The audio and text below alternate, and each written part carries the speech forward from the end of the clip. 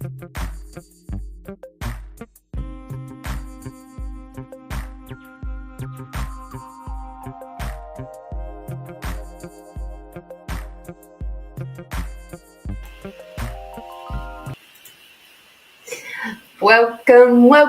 to Find You Fridays. It's me, Lorene, and I am your intuitive connector for tonight. Hello, Belinda.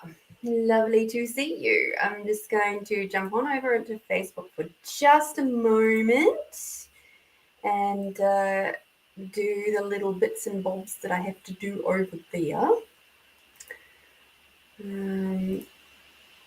How handy is that? Lovely. And there we go. We can pin that. Fabulous. That's all done now. Yay! How have you all been? Hi, Amanda. And your new digs. Your new place. Thank you, Melinda. Thank you, my sweet. I hope you've had an amazing day. An amazing week, I should say, because Lordy knows we've had a lot going on, haven't we? So it's nice to have maybe a week where it's not been quite so hectic, I hope.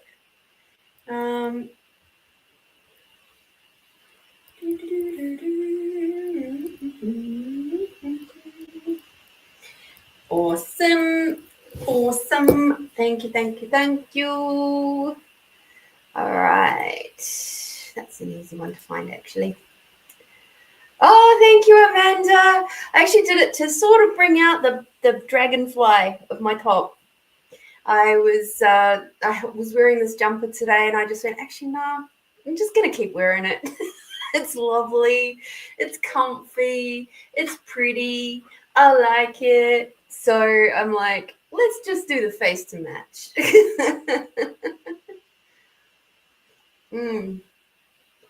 I don't bring out the blues very often, so oh, that sounds like a country song, doesn't it?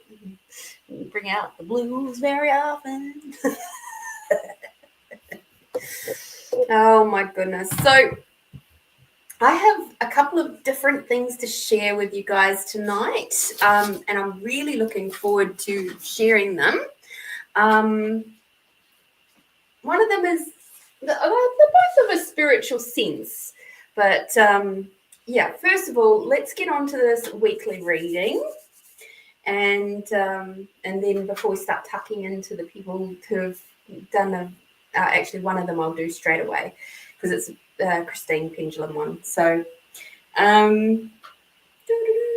she's been very smart this week. She knew she wasn't going to be here, and so she went and paid for her pendulum reading during the week. How cool is that?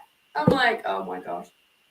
And then she also, because she's extra smart, she put her question into the YouTube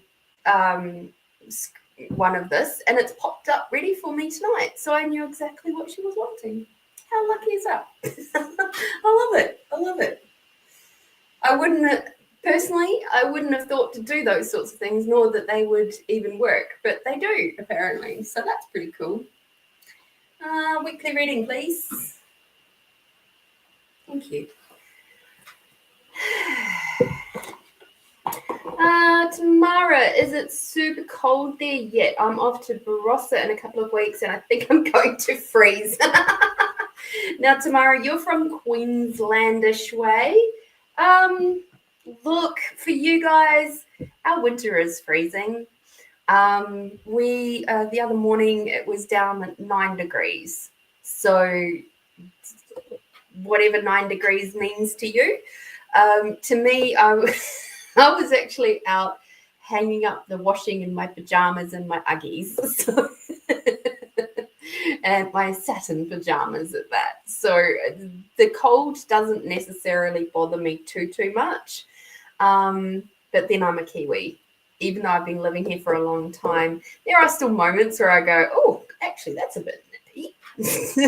But I don't know if it's because I'm perimenopausal now. that the cold just doesn't seem to bother me so much. Where are you going? Barossa in a couple of weeks. Okay. Yeah, we're starting to get down by the end of this week coming, because I'm a bit closer to the Barossa these days. Yeah, we're getting down into the single digits again overnight. So, but it's like 21, 23, low 20s. So whatever that is for you. 9 degrees to me now may as well be -1. Bring your thermals, love. Bring your puffy jacket and you'll be fine. Alrighty. So let's get into this, Amanda. It'll be chilly for sure, especially night and mornings. Yeah.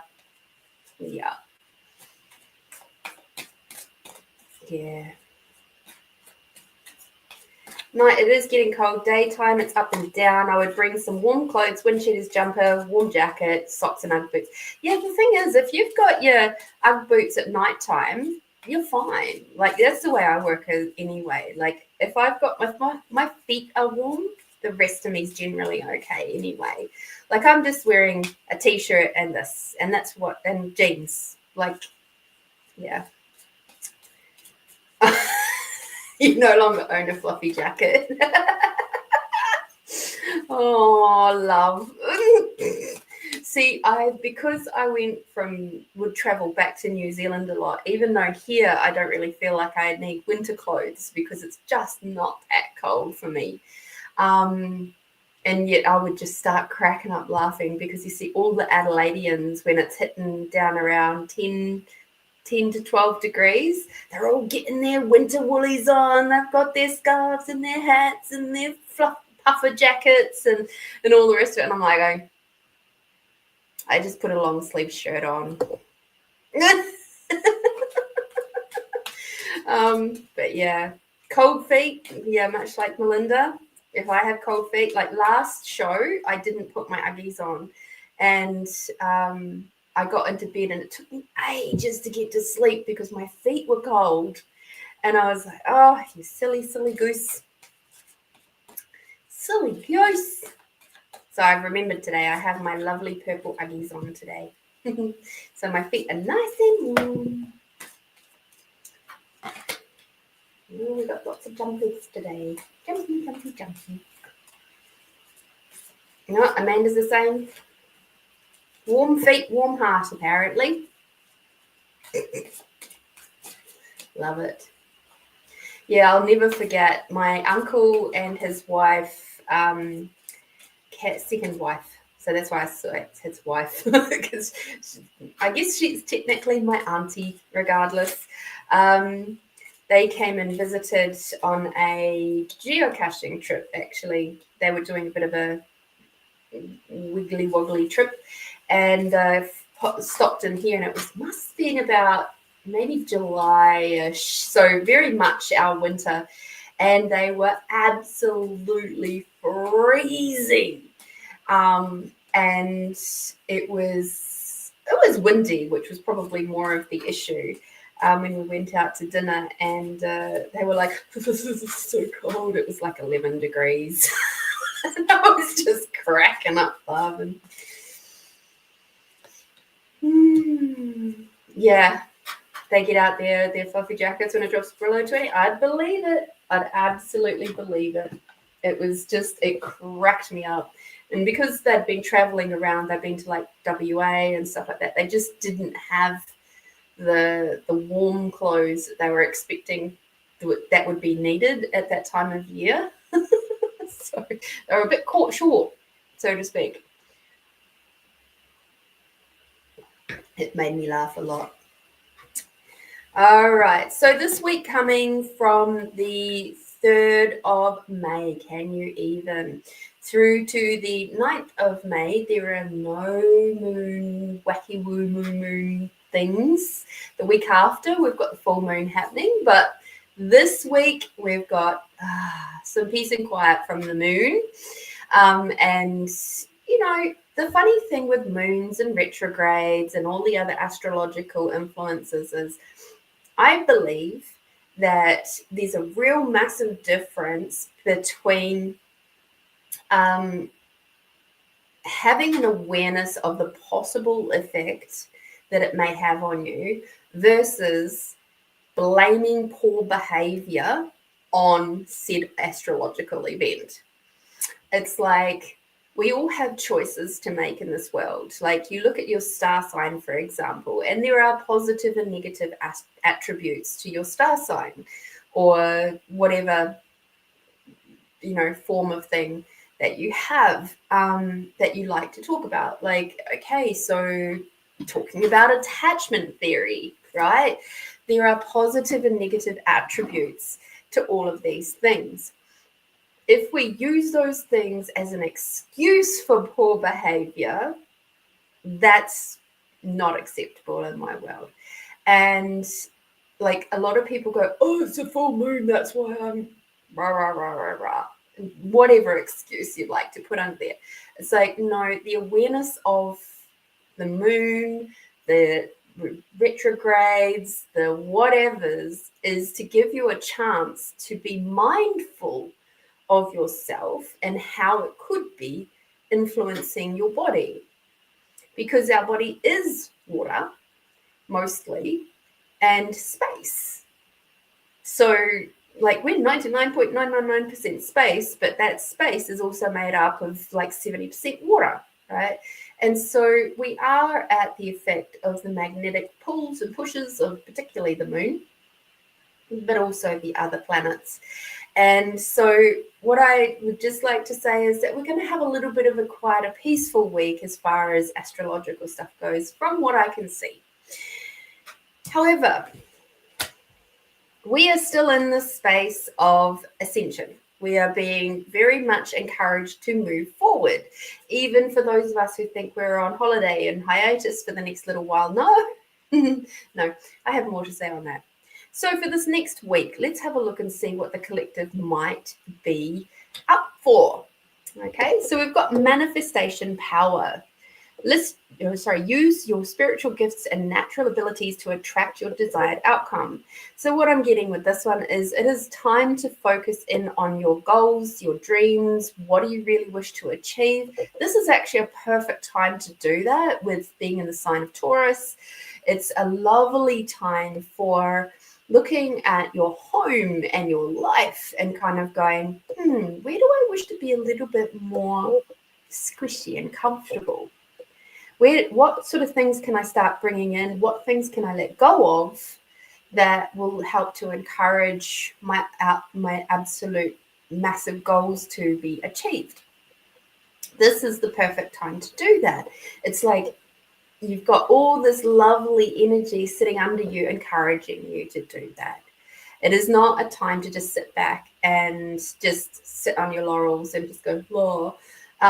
Like I was talking with a friend of mine about Taurus and Taurians, and I was like, whenever I think of Taurus, I think of Ferdinand the Bull, the story.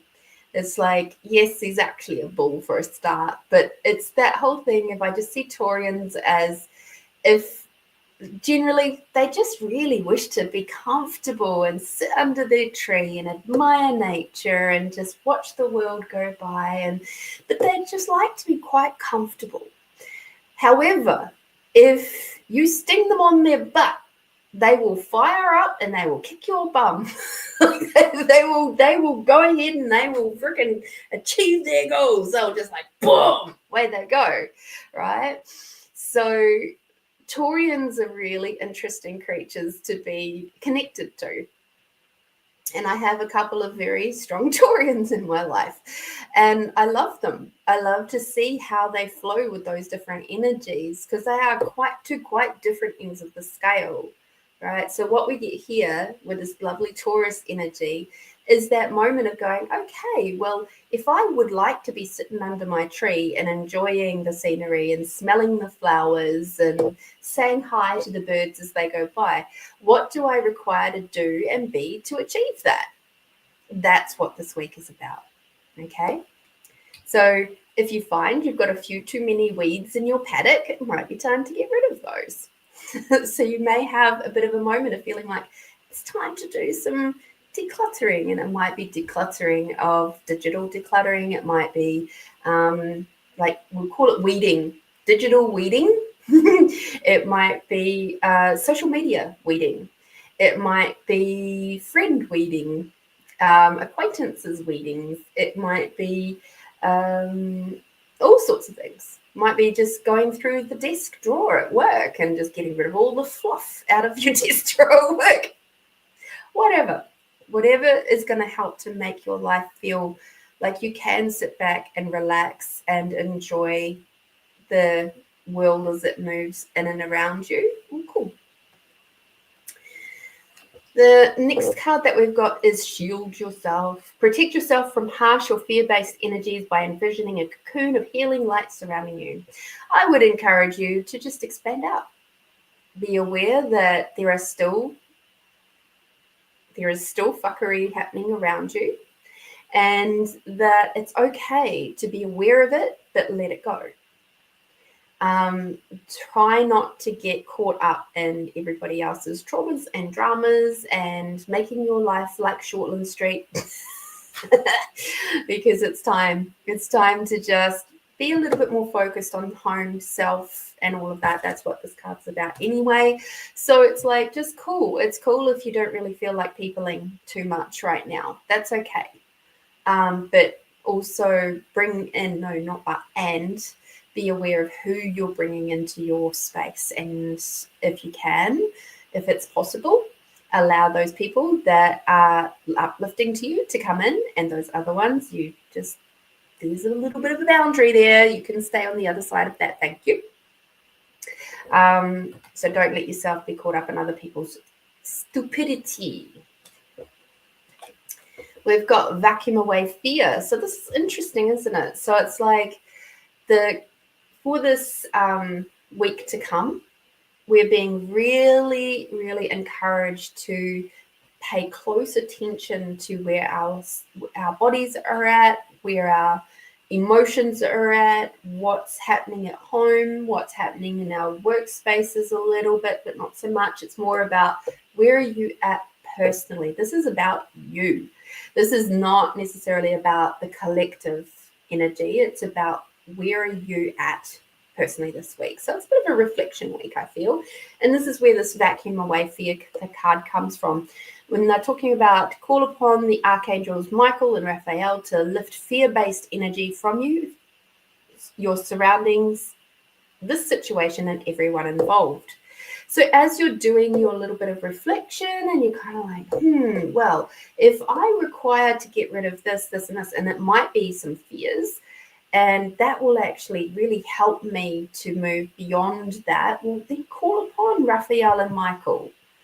Allow them to take away those fears, or do that little bit of inner child work, because more than likely it's in there, and that's what's holding it and anchoring it to yourself is this inner child stuff. Even ask Archangel Michael or Raphael or both of them to assist you with this conversation with your inner child. And you just might find that because there's like three of you there talking with this beautiful inner child who might be incredibly angry or sad or whatever, things will start to move, okay? And the fear will move. It will move.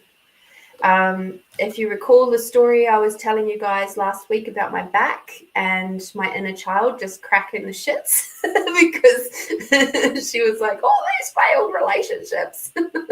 We've failed. We're a failure. I'm angry.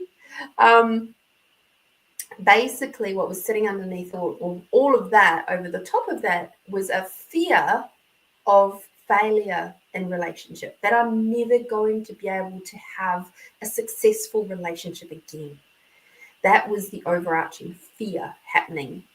And I had to have that conversation with her, because if I let that sit and brew, what would happen is that fear would start permeating through my energy field and then would influence, in the end, my relationship.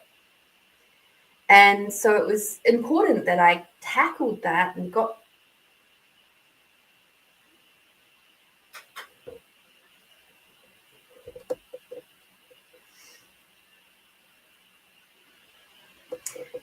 So I tackled that and, moved it through, moved that energy through. And it didn't take long. It really, really didn't. So Amanda was just saying, this is so funny. I literally spent 15 minutes today driving up to a lookout, telling myself I am safe to get over my irrational fears of heights. Cool. And that she clearly requires to look into that more.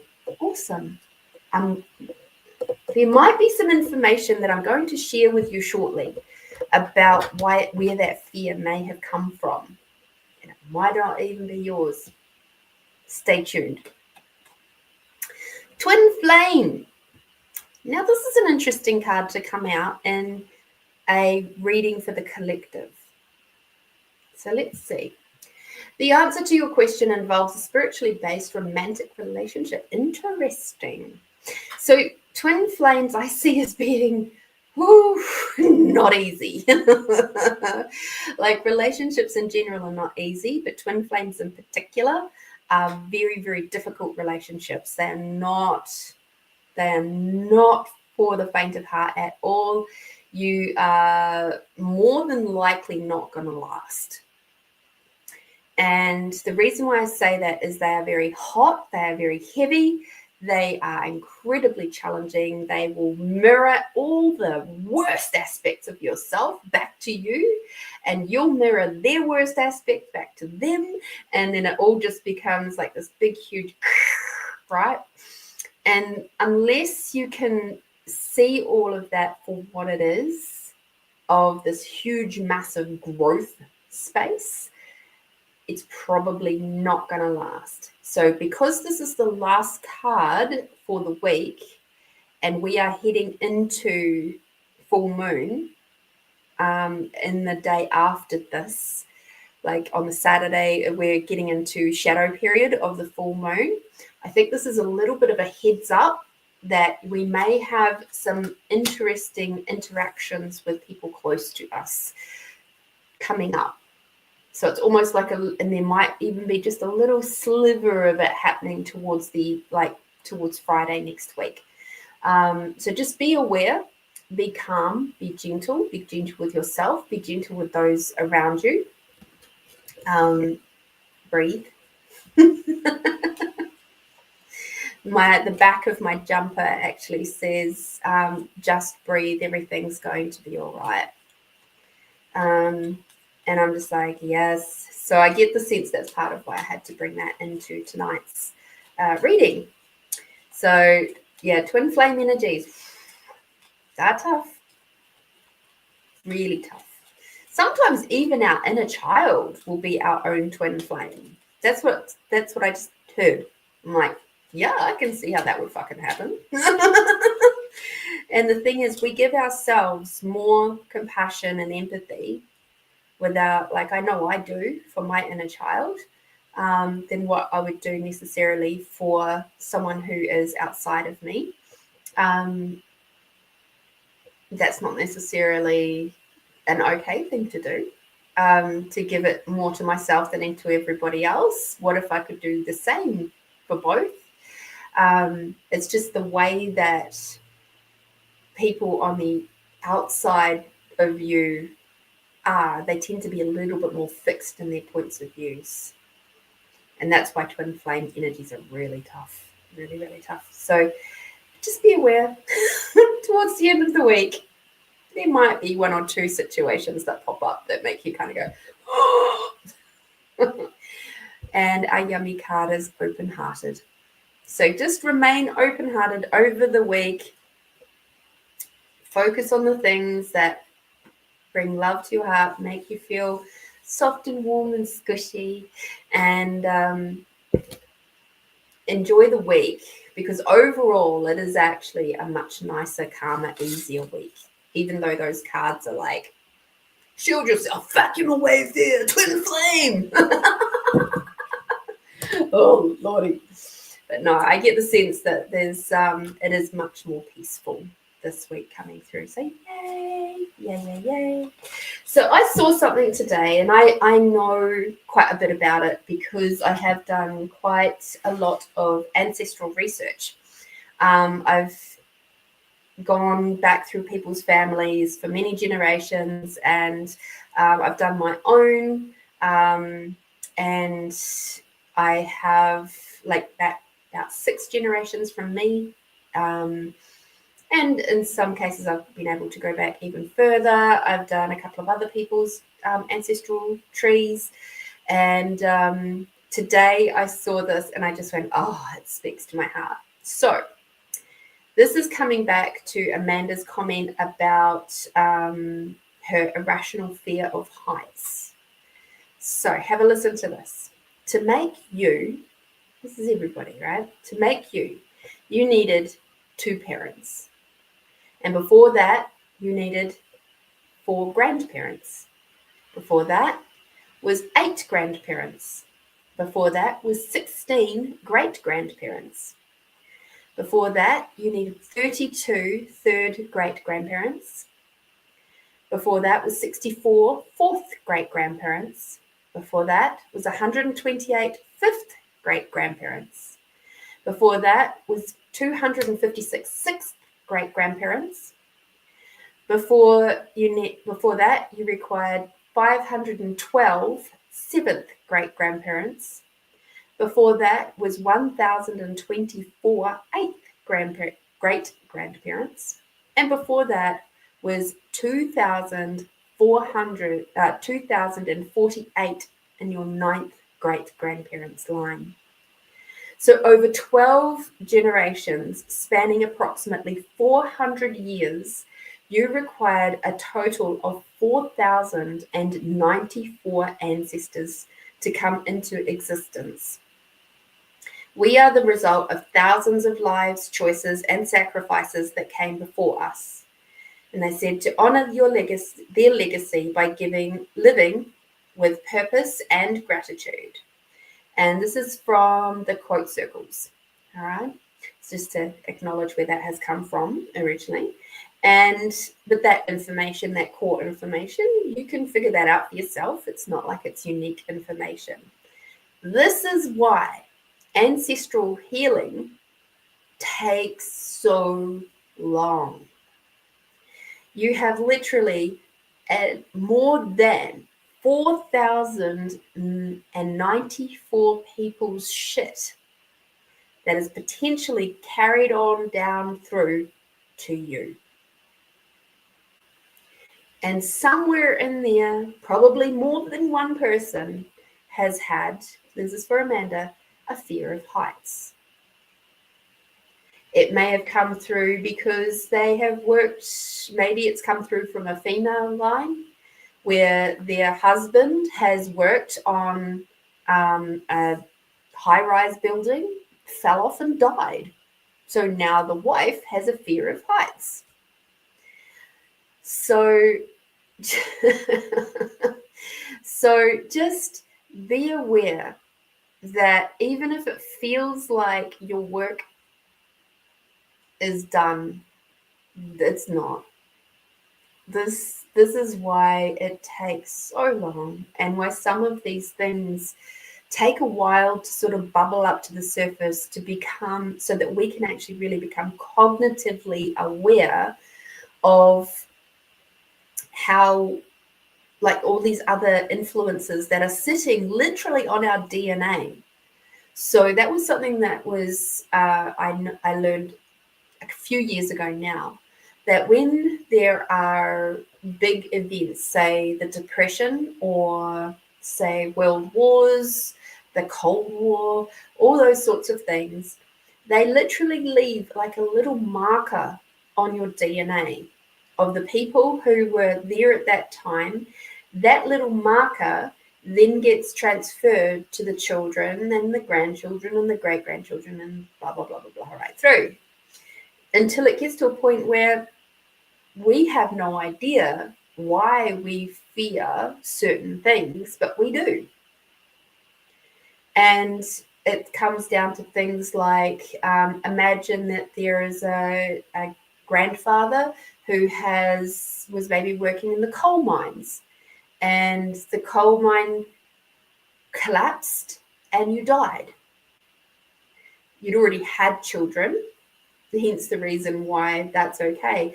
But that information, that death, then gets transferred to the child because, you know, the child is now severely impacted because their dad has died in a coal mine. And now the child is afraid of enclosed spaces. They become claustrophobic, which then transfers on their DNA down, all the way down. So now you're sitting there going, I have no idea why I'm claustrophobic. I just am. But are you? Are you actually claustrophobic? Or is it somebody else's fear?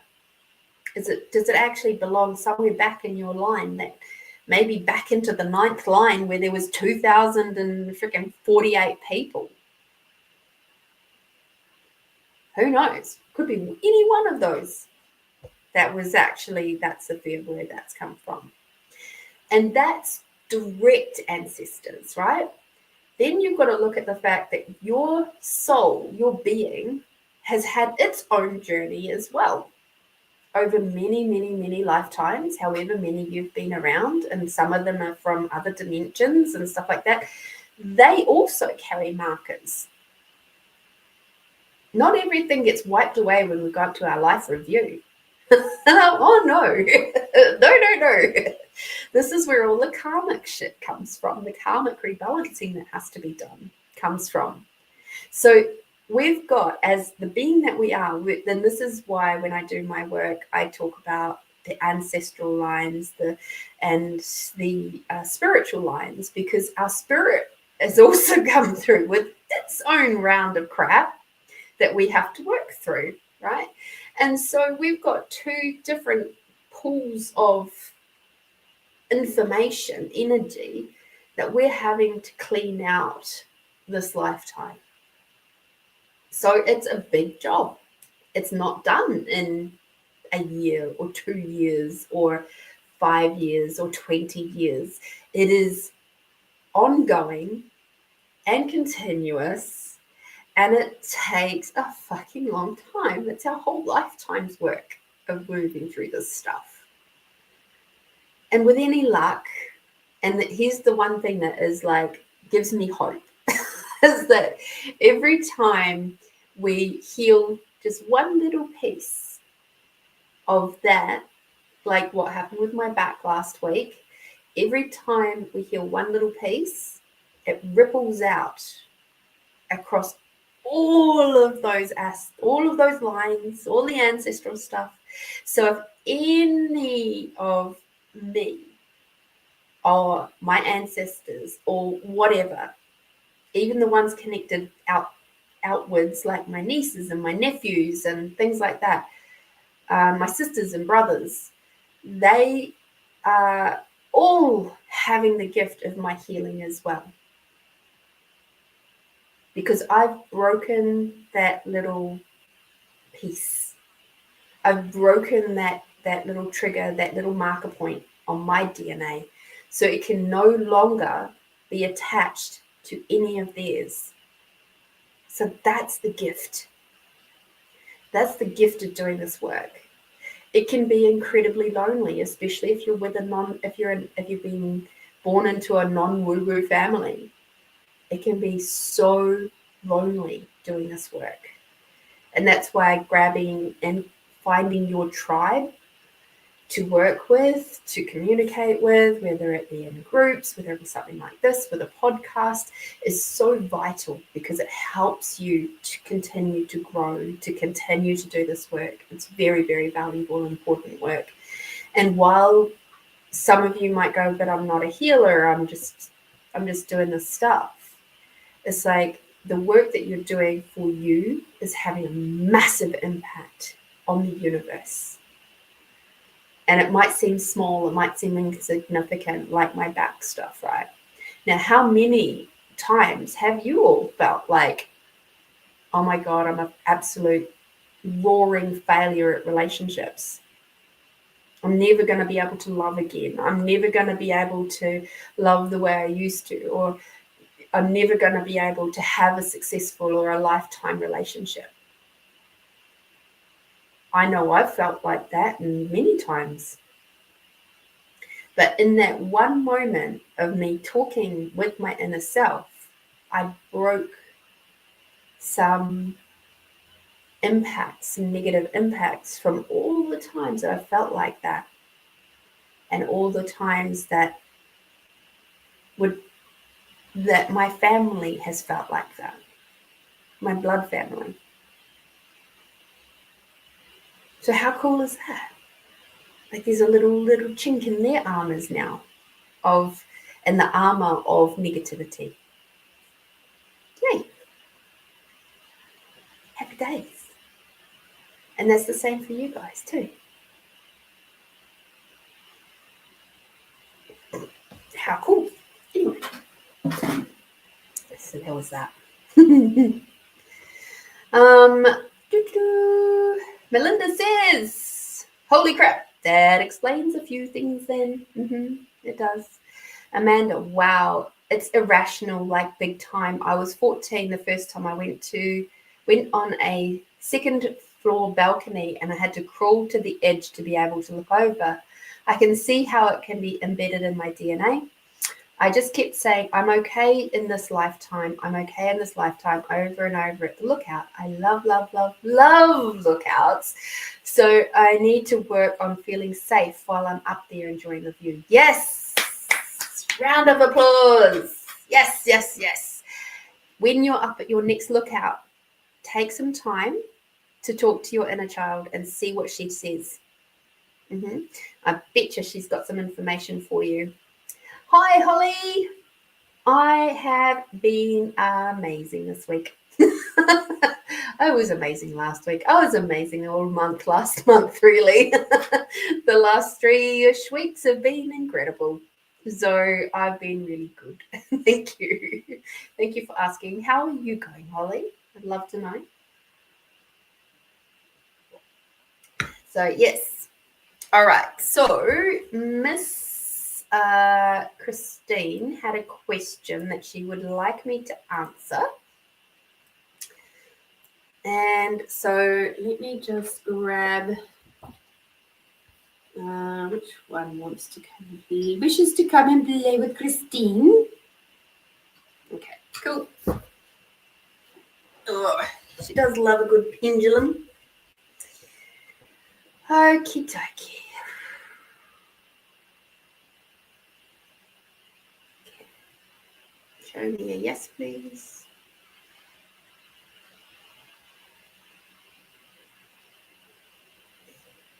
Show me your no.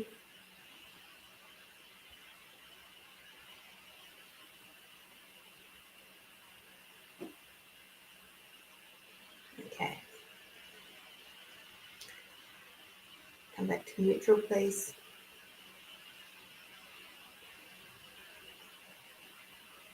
Thank you. So, Truth, what will it create if Christine invests in her duplex for light fittings, fans, etc.?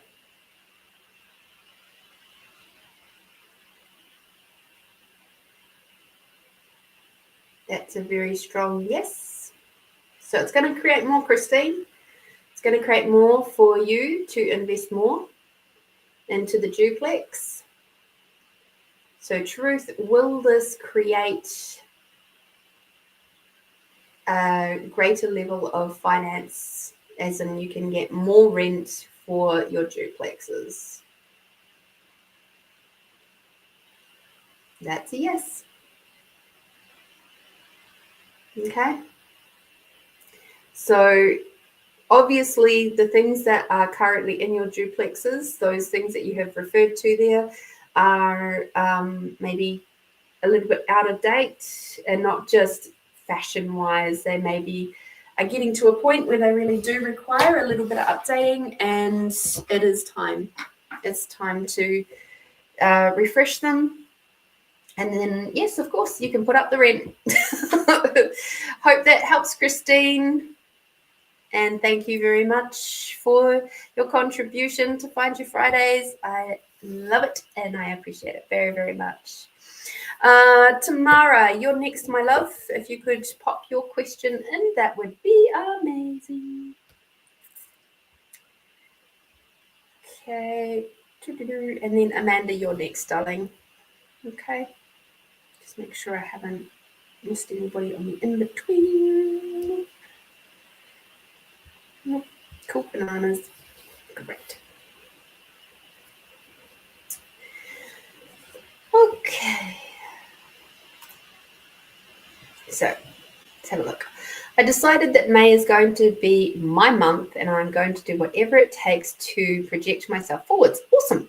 Is there anything my team wishes me to know as I embark on this next month? Mm-hmm.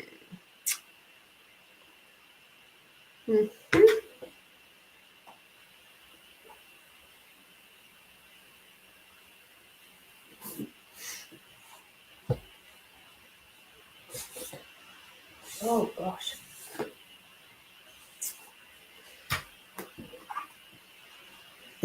When I came back from Uluru, we had a massive dust storm, and I've just realized that I had there's a little window in here. I didn't notice that the dust actually came in here too. It's like it had to travel through two separate doors, like a door way out in the back door, up and in. Man, oh man, dust. It was a terrible dust storm though. It was so dusty that I couldn't see the childcare centre that is across the road from me. Couldn't see it at all. I was like, it was about, what is it, say, maybe 150 metres away. It was pretty bad.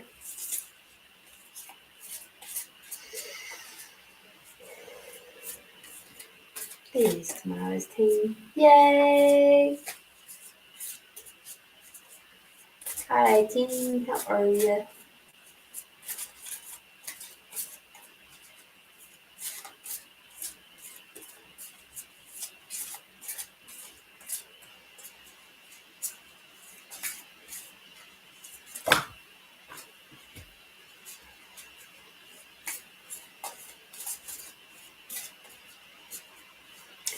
Okay, so first of all, before I've even finished shuffling cards and things, your team is telling you to start trusting yourself a bit more.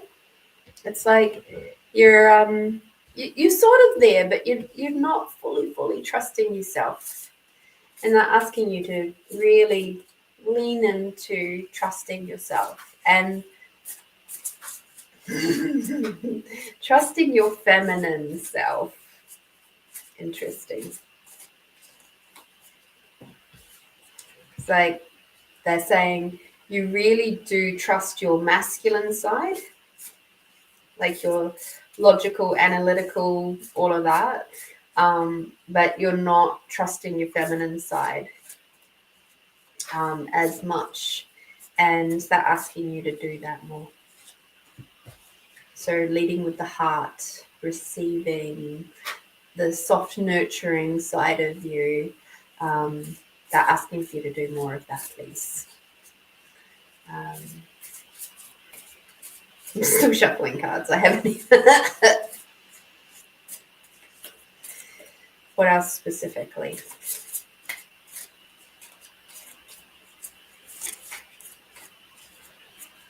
They said be careful with your finances over this month. They're not saying to be like penny pinching, but just be mindful.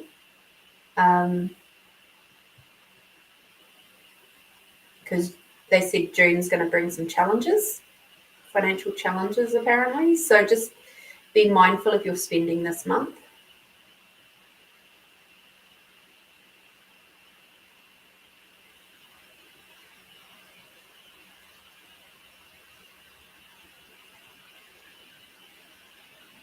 Okay, they said the rest is in the cards. Okay.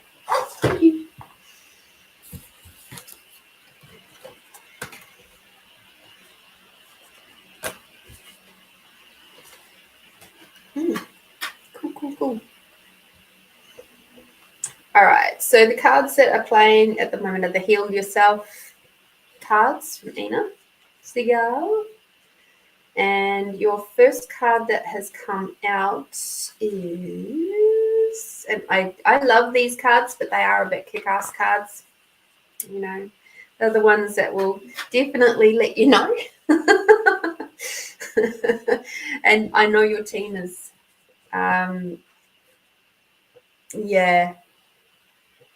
yeah, it makes sense as to why they mentioned it. Okay, cool.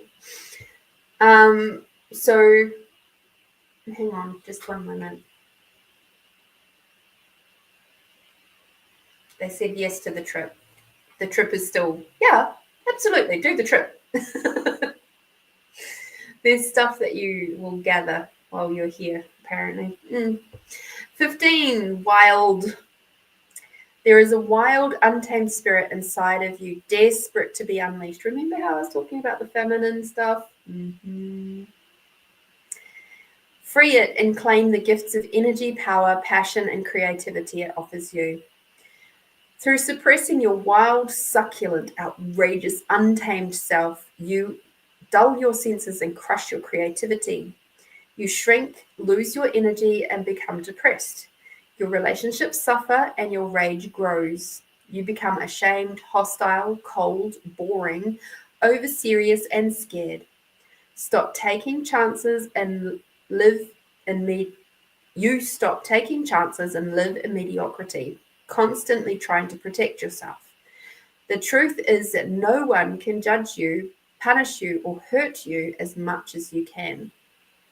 Give in to your wildness and stop living a sham. This part of you is sensual, provocative, truthful, courageous, bold, passionate, and alive. Set it free.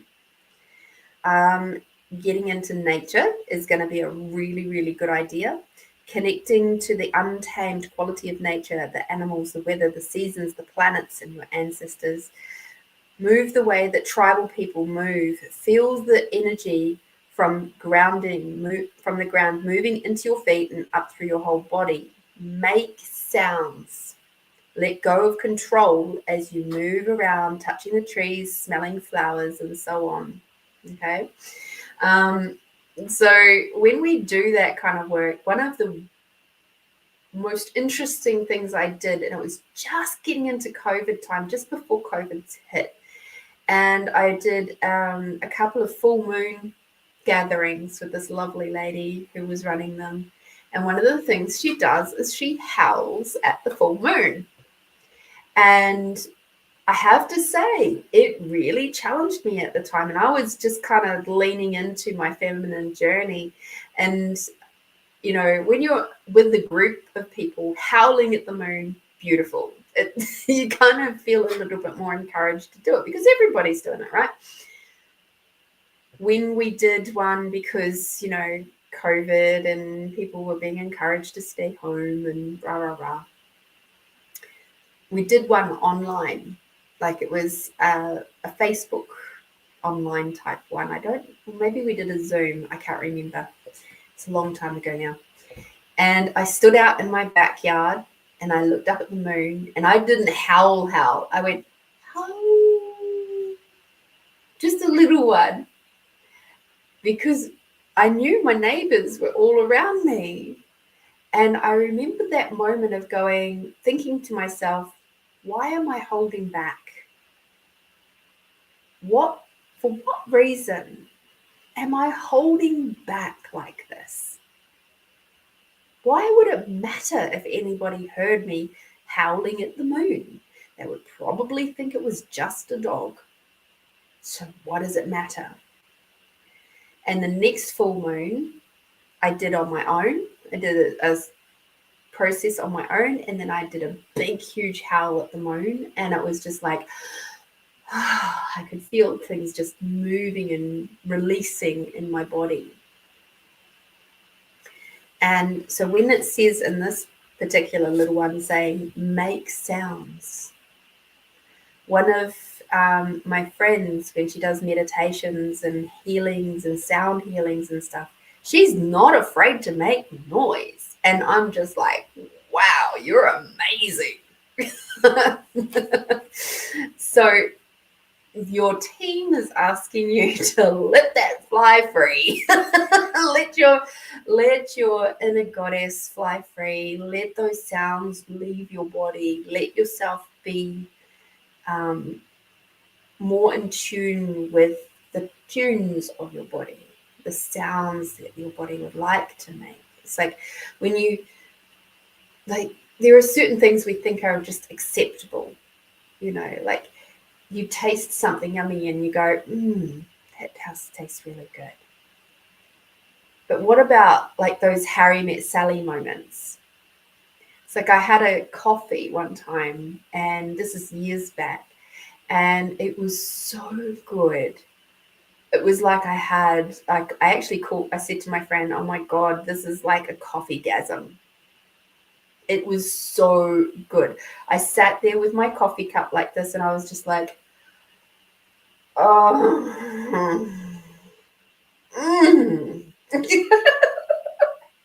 And she's like, are you right there? And I'm like, I certainly am. So let your coffee gasms out. Get into nature. Okay. Your next card.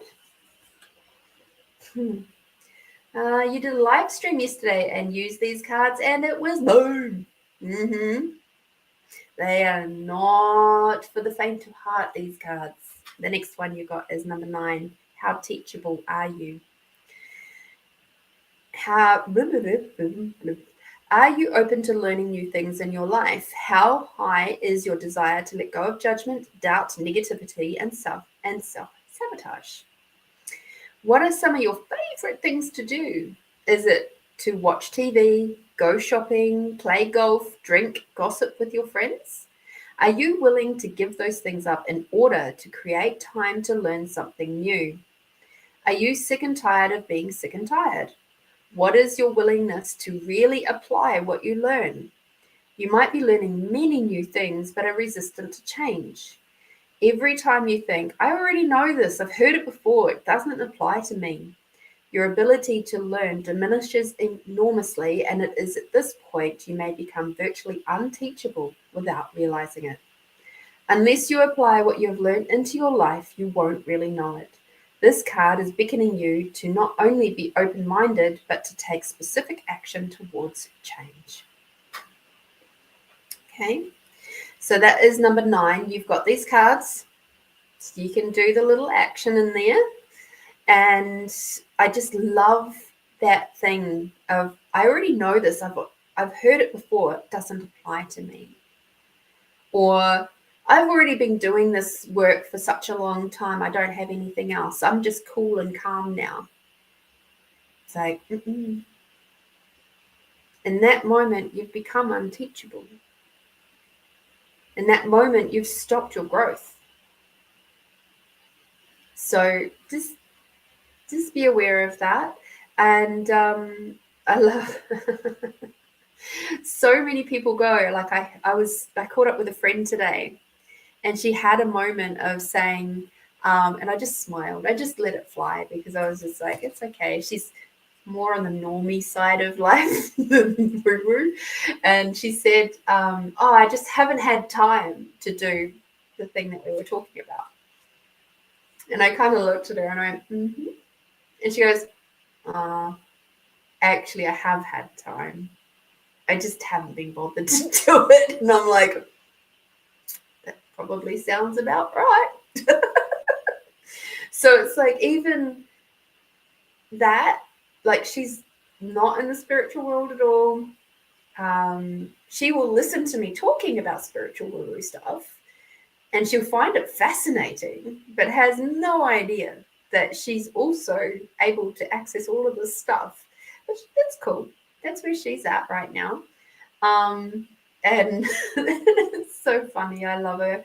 I love her to bits. She's got this big, huge open heart, and she keeps me grounded a little bit too. Like, you know how sometimes if you surround yourself with woo-woo friends all the time, you forget how to connect with like the people who are still growing. You're not. So I have a few friends that are not woo-woo as such, but they're just still beautiful, beautiful people, and I love having all this wide variety of people in my life. And the thing with that comment was that I was able to question, and I didn't even have to say any words. And that was really cool. Like, I just questioned with my energy. And it was like, she was then, oh, actually, yeah, I have had time.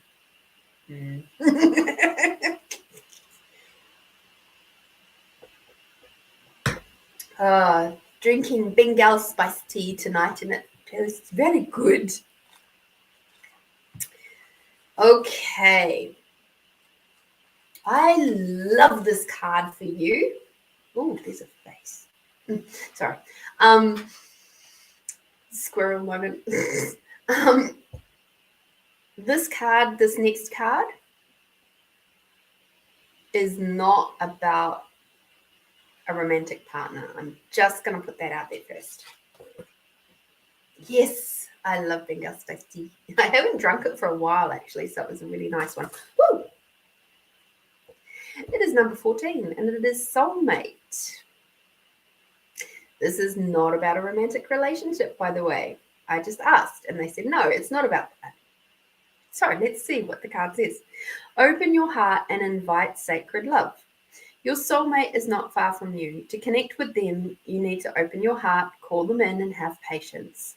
If you are not ready to accept your soulmate, keep working on self-love. You will be drawn to your soulmate like a magnet and feel an immense sense of familiarity, like you have known them before.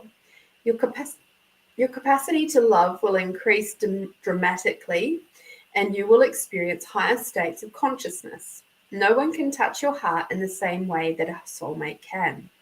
It is important to note that your soulmate will not necessarily be your partner. They may come in a completely different form than you have imagined, but they will offer you incredible wisdom, growth, and expansion. Be aware that we connect with our soulmates when we are ready to truly evolve and move to the next level of consciousness and life experience. We attract them into our lives when we require to open our hearts fully and learn about unconditional love. Okay, so like I said, before I said anything, this is not about a romantic partner. This is somebody who is more like a friend. I'm getting the sense of friend, and they're going to teach you beautifully about self-love. And it's somebody, is it a new person? I get a sense it's somebody you already know, but maybe you've been holding them at a bit of a distance. So, yeah,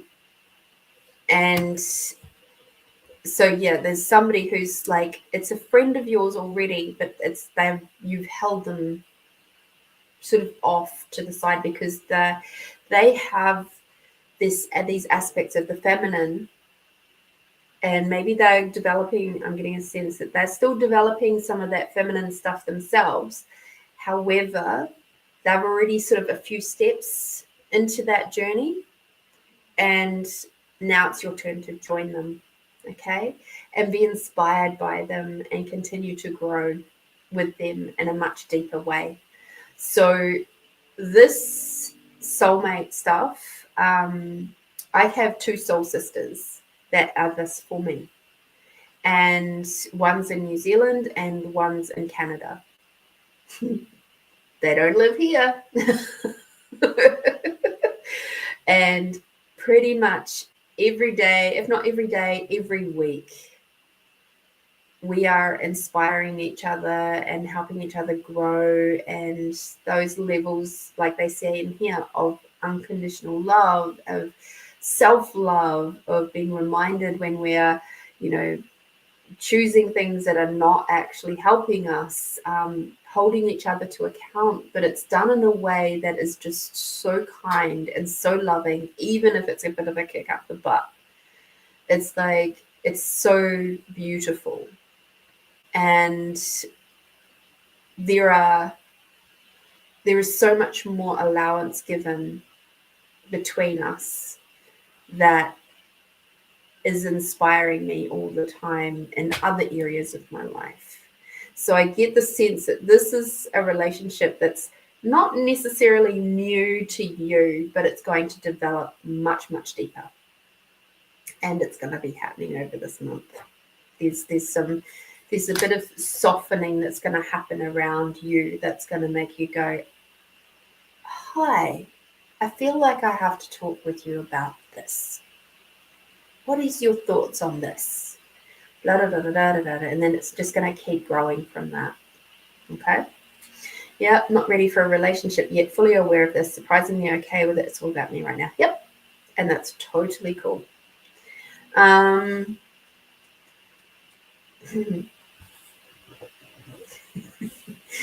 do love your team. Oh boy. The next card that you got was Pride. Pride comes before the fall, right? So this is number 7. You may be acting out of arrogance and vanity. Humility is the key. When you are prideful, you can become harsh and not conscious of your weaknesses. This can be temporary. This can temporarily make you feel more powerful and superior to others, whilst at the same time cause you to be judgmental, unteachable, and hardened. So your theme is be very mindful of where you're being unteachable, because that's happened across a couple of cards now. Have you been fighting, quarreling, and disagreeing with others? Are you always trying to prove a point and defend your position? Do you think that you are always right? By holding on to shadow pride, you are stopping yourself from progressing mentally, emotionally, and spiritually.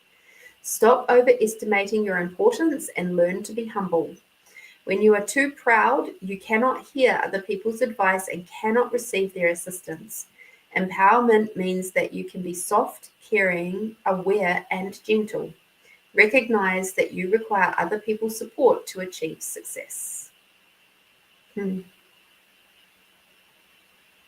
So I highly encourage you to do the action on number 7 as well. Okay. Whew, that was a big one. Pride, huh? Yeah. See, what I'm getting from that particular card is the rigidity of being too much in your masculine. And this is why your team is telling you to start listening and trusting your feminine side a bit more. One of the gentle ways of doing this is actually asking your body to choose your clothes for the day, rather than looking at the weather and looking at doing all the logical male things. Go to your wardrobe and ask your body to choose. Tune in with your feminine, tune in with your bits and pieces downstairs, and ask that energy, your feminine energy, to choose your clothes for the day. And it is a really beautiful way of teaching you how to give up control and to trust your intuition. And it was, when I started doing this, I was just like, okay, and I would close my eyes and I'd just roll across, and then I'd wait for the light feeling, and it was just like, okay. And I'll tell you what, my body puts together outfits so much better than I do. Puts together things that I never would have dreamed putting together, and they come out and they look fucking amazing.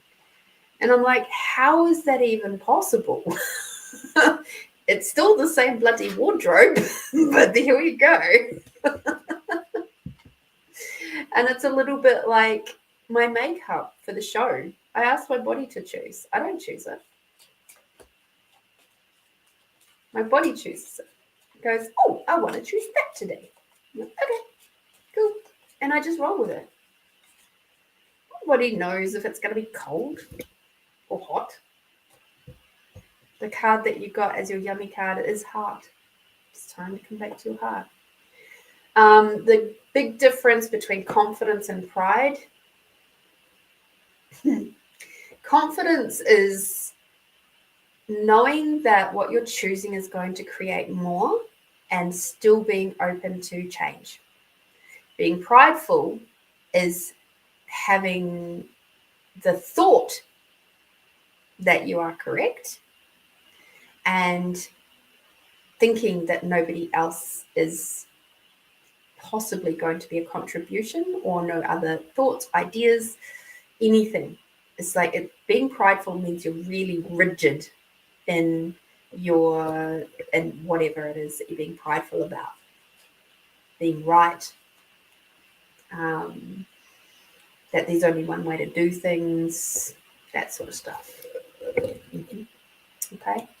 So thank you, Tamara, for contributing to Find Your Fridays. I'm super duper grateful. I hope that helps.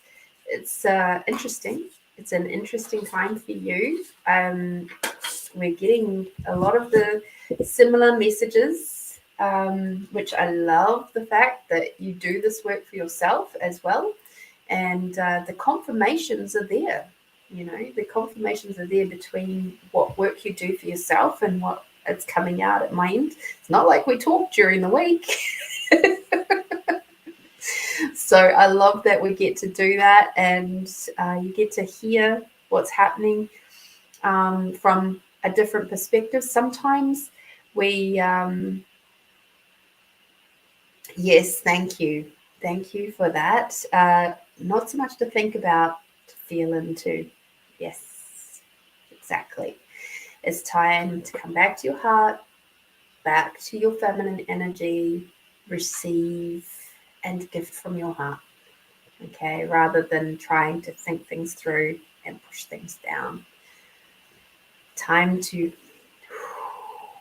breathe it out. It's very, very interesting space. Very interesting. And I was very fortunate. I went on a really big deep dive for a couple of months. Did a lot of theta healings in that time, and spent a lot of money doing it. But I'm super grateful that I did.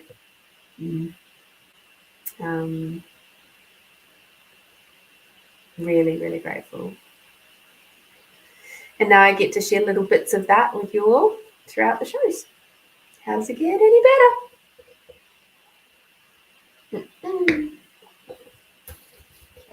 So thank you. So grateful for you. Love it. Couldn't do the show without you. All right, Amanda, your turn, my love. Yes. Just that it's a massive shift, isn't it? To go from the masculine to actually embracing the feminine. It's a big shift.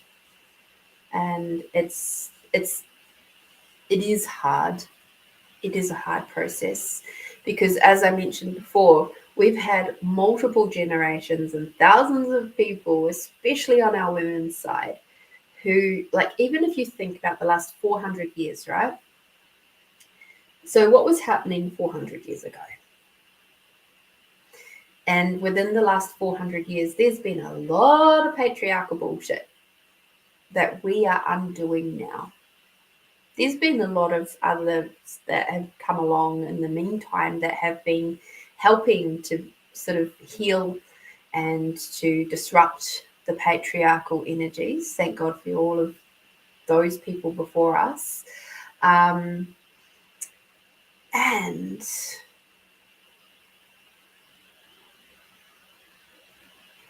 we are the generation that is creating the most change in that regard for our line and for our society. Because you think about it, back 400 years ago, even then within the last 100 years, yes, there's been a lot of change.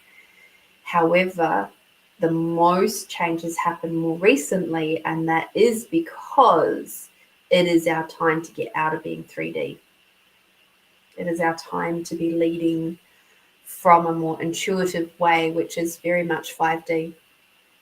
There's a reason why the fourth dimension is the dimension of feelings and emotions, because it's teaching us how to be back into our feminine. The 3D is way too much like the masculine. It's the very black and white, right and wrong. It's the polarity. It's the duality. It's all of that stuff that we're all very, very familiar with. So, yay. All right, Amanda. Recently, I've had the urge to do a specific thing, yet I feel absolutely zero skills in that area. Cool. Is my team about to shed some light on... Sorry. Can my team shed some light on that for me, please?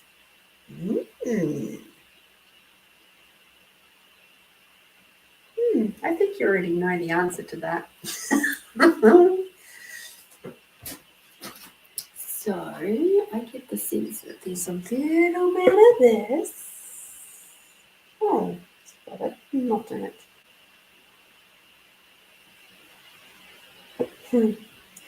So an interesting thing with this particular pendulum that I've got right in my hands right now is that back when I was in New Zealand, which is where I've picked this particular one up, it's actually rose quartz. And it's because I used to have a rose quartz pendulum back when I was in my little baby days of growing 20 years ago, and I used to love it, and I had it with me all the time, and I would have it and I would put it in my bra, and it was a pendulum. Actually, it was a rose quartz pendulum, and I would carry it with me everywhere because I was really wanting to feel the love again, and it was after the end of my first marriage, so I was still in recovery mode, so the rose quartz was helping to bring me some balance back. And unfortunately, it dropped out of my bra and it broke the tip of it off. Now, I had no idea how to use a pendulum in those days. I didn't even know. It just seemed like something that was kind of cool, and it seemed to call to me. And this particular pendulum had I can't even remember what it had on the end. I think it just had a black bead on the end of it. And I didn't like it. It was plastic. I didn't like it. And the lovely amethyst bracelet that Tony, who's on the show sometimes, she tunes in every now and then, she gifted me an amethyst bracelet, but it was a little bit big. And so when I got home, I actually took a couple of the beads out and I put one of them here. So I have a little bit of gifted Tony on the end of my rose quartz pendulum, which I picked up from New Zealand. How cool is that? So I haven't told anybody about that. I just thought you guys might like to hear. So every time I see this pendulum now, I'm like, oh, there's lots of oh to it. Okay. Show me the yes. Show me the no, please.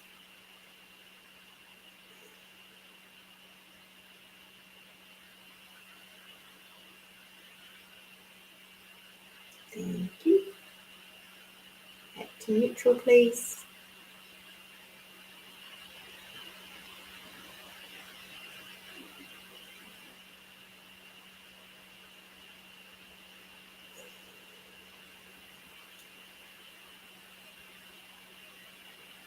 Thank you.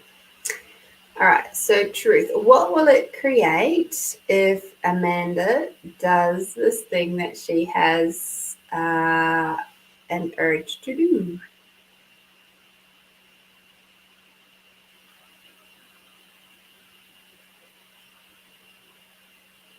That's a yes. Oh, I'm sorry, I'll bring it up a bit higher so you can see. Here we go. That's a yes.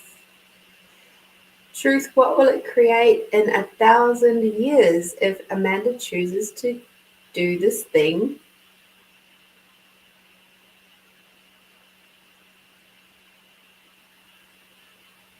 That's a yes. Truth, what will it create in 1,000 years if she chooses not to do it?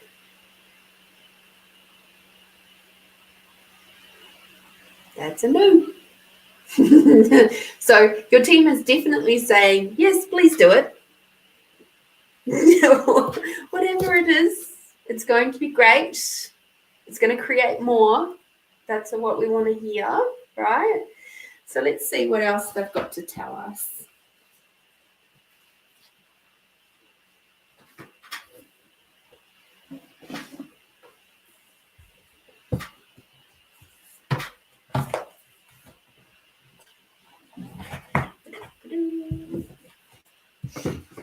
I've got Shaman's Dream Oracle out. Love it. Hi, Erin. How are you, love? Hope you're doing well.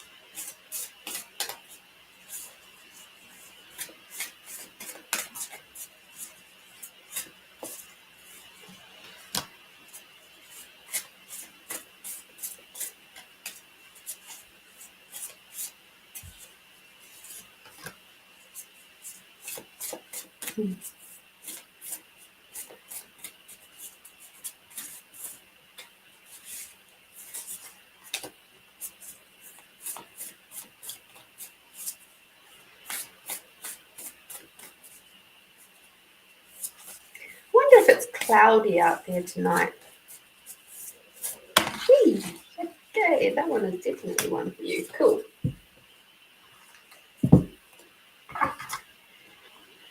Okie dokie.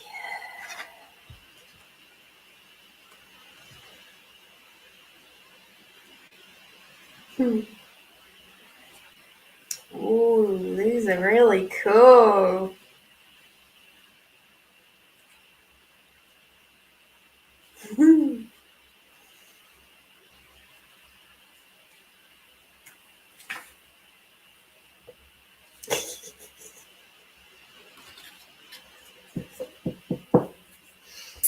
The first card that you've got is called the Father Gate.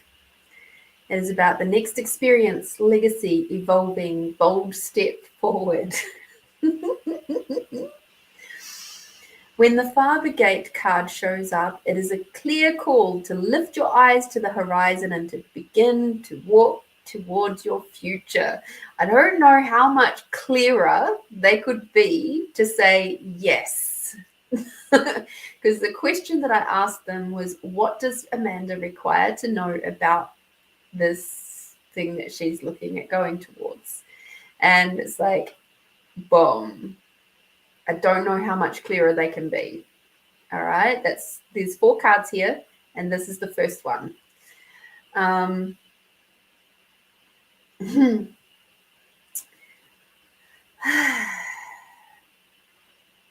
You are marching in place right now, stirring the dust but not getting anywhere. Trust that your forward movement will lead you to a new destination you have already set for yourself, but perhaps forgotten or neglected because of your everyday busyness. The Father Gate comes to tell you that an ending is at hand and that you will leave the old behind.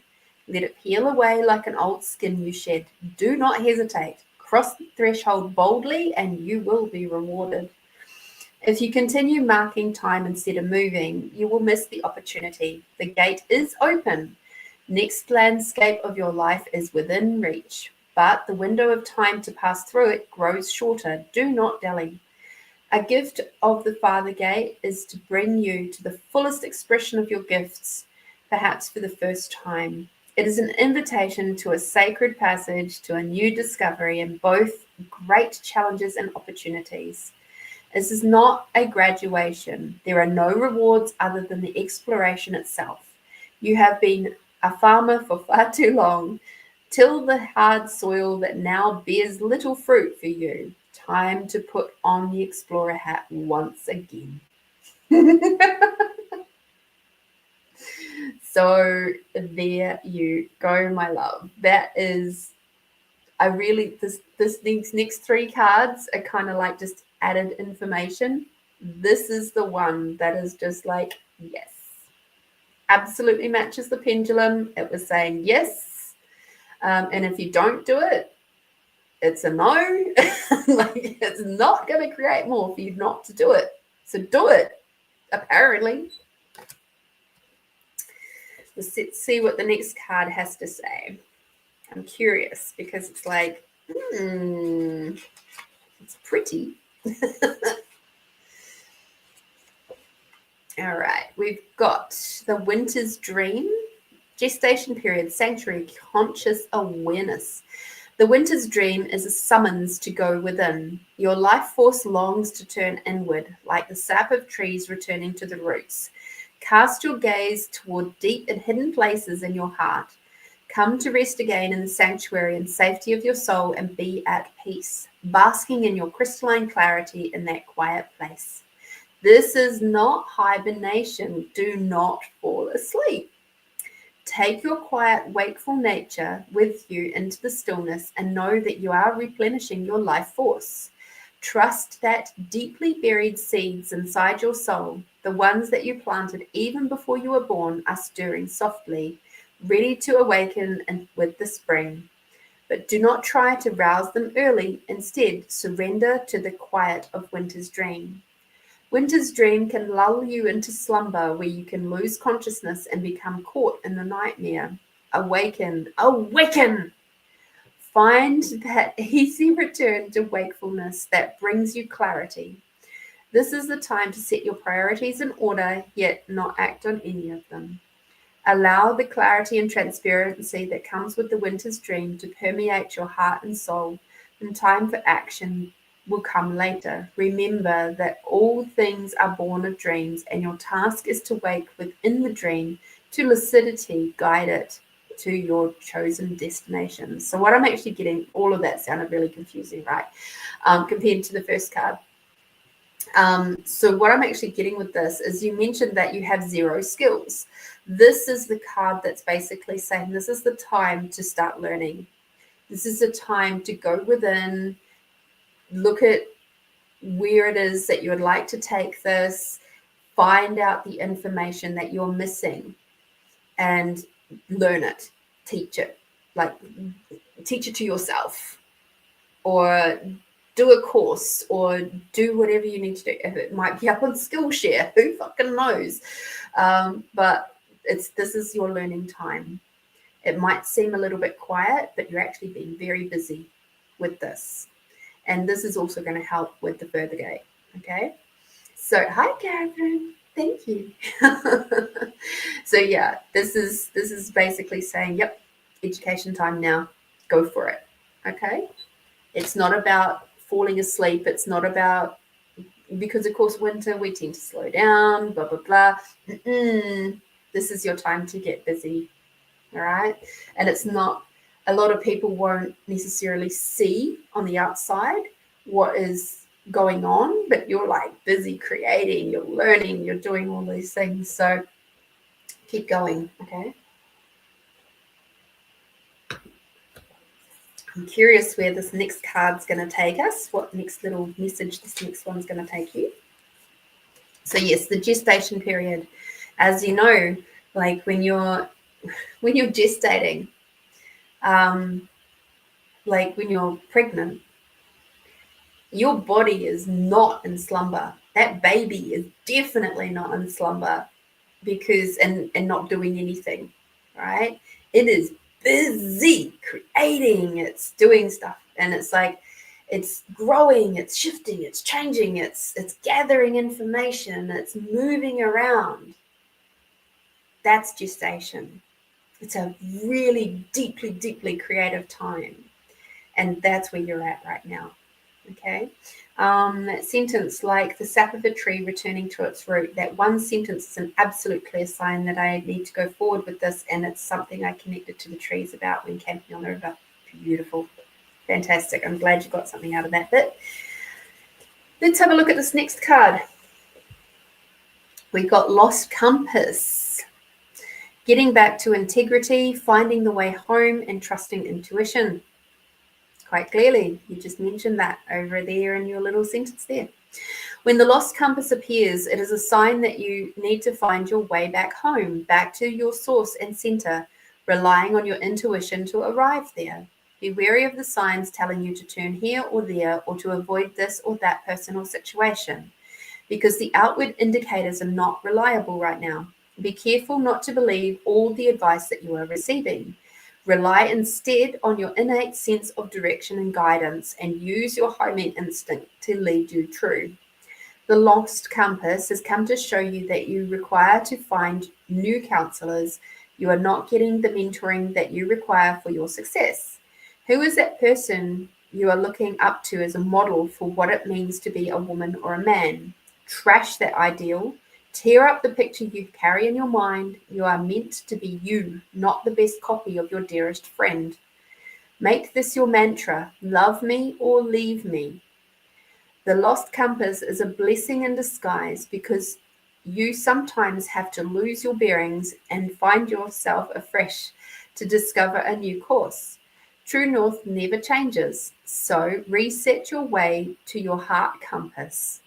Trust your deepest feelings even when others do not support them. Remember that you are not lost. You simply do not know where you are going right now. Lost is a state of mind. Not knowing where you are going is an opportunity to find a way to a new path. And I think this is very, very relevant for your current traveling situation, your living situation. I'm sure you had people in your world going, what the fuck are you doing? Are you serious? You know, all that sort of shit. And I just go, yeah, fuck yeah, way to go. This is awesome, right?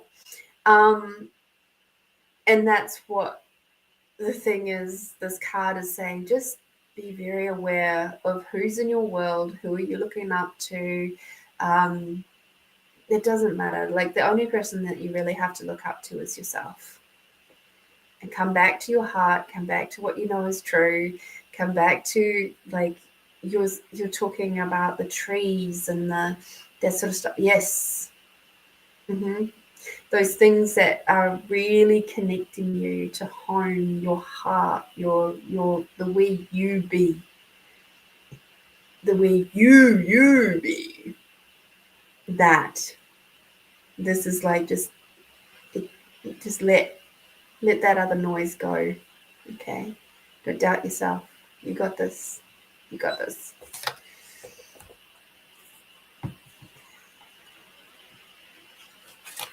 Fourth card.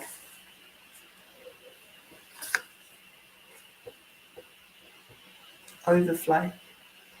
Too much overwhelm and plenty. So this is interesting, right? So many good things are headed your way, or are already occurring in your life right now. Yet you may be thinking that they're not possible, or you're not worthy of them.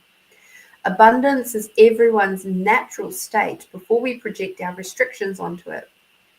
Defining what it means, who has it, who gets it, and so forth. Right now, take yourself out of your conditioning and look at your life through the eyes of plenty. There is so much beauty and love, opportunities and divine synchronicities destined to support your dreams abound and are lined up for you. Yet it's sometimes difficult to discern it all because you're bombarded with too much information and stimulation, distracting you from the truth that all is well. Sometimes all this overflow can be overwhelming, and you may find yourself responding with empathy overload. Empathy overload occurs when you tune into the collective angst and fear about impending changes and uncertainties. It's unimaginable. You feel like you're drowning in those emotions. It's time to allow yourself to detach, bring yourself back to your life, restore your faith in a power greater than you, and remind yourself to focus on your smaller personal universe, which is much easier to manage.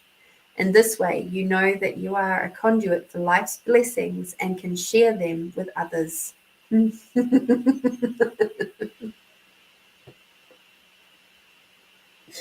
That last bit's relevant, isn't it, hun? Making this perception of overflow profoundly positive. Okay. So I was just like, got a big, huge off of the share them with others. And I'm like, okay, interesting. So this, I'm going to call it project. This, what you're looking at tapping into, it's going to have a really profound effect on the collective, the people connected to you, yourself, most importantly. And this is going to be something that is going to challenge you a lot. At the same token, it's going to really encourage you to let go of the things that have held you back for so long from having all the amazingness in your life. Like, you already have so much amazingness happening already. And guess what? You can have even more. Even more. Happy days. I'm just looking at all those cards going, yes, yes, yes, yes, yes, yes, yes, yes, yes, yes, yes, yes. Feels good. It's making my heart go. Like, it's just so excited. Oh dear. It's like, it's sort of almost like that nervous excitement thing, like you're about to step off a precipice, as if you're like going abseiling for the very first time. And you're not abseiling backwards, you're abseiling frontwards. And it's like, this is exciting but scary.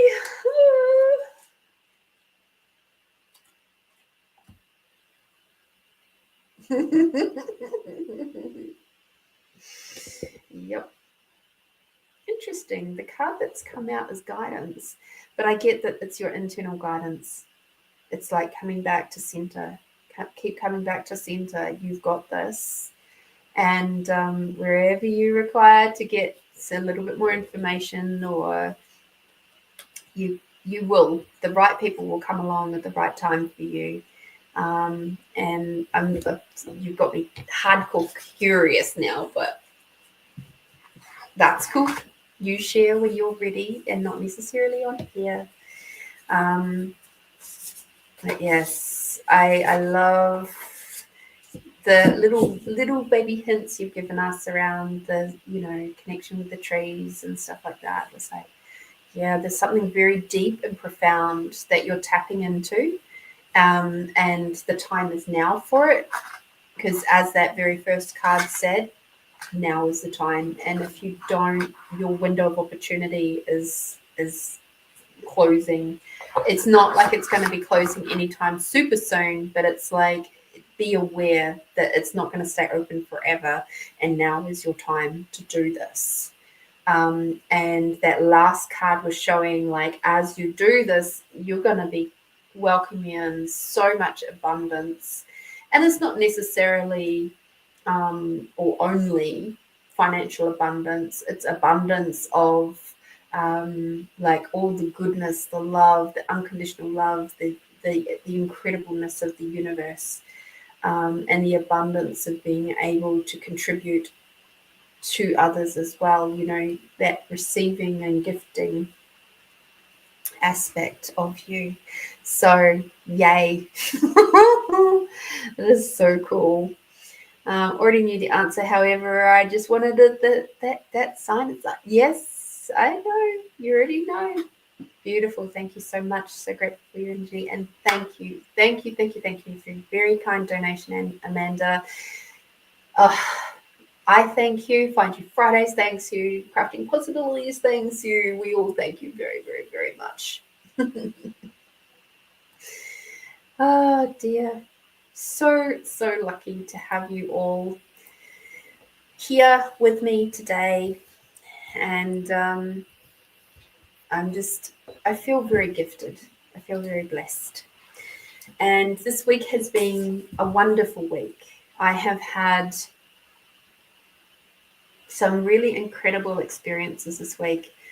One of the most amazing that I had was actually a job that I was working on yesterday. So as you guys may or may not know, I actually do have I work as a cleaner, a specialist cleaner. So I do like just normal schedule cleaning sometimes too, but my absolute love is doing hoard cleaning and organizing and decluttering type work. And my second love is actually doing the squalor cleans and deceased estates and stuff like that. Like I love doing that work, the chunky jobs, And along with that, scheduled cleaning, while not my love, I still know that I'm contributing to the collective, to the elderly, the disabled, in the way of how I am. Like the number of times when I've been in a home and the clients have said, "Oh, your energy is just so lovely. I just feel so peaceful and happy when you're here.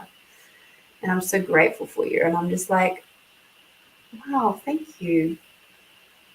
Because a lot of them, they have, say, carers come in, and the carers, they don't really care as such. They come in, they might be there for a few minutes, they might be there for a bit longer, a couple of hours if they're lucky, and they don't connect in the same way.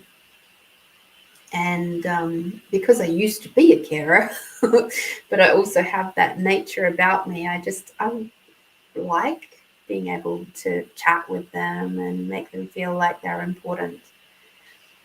A lot of these carers just come in, they come out, they don't really connect. They're like, is there anything I can do? They might do the dishes and then leave.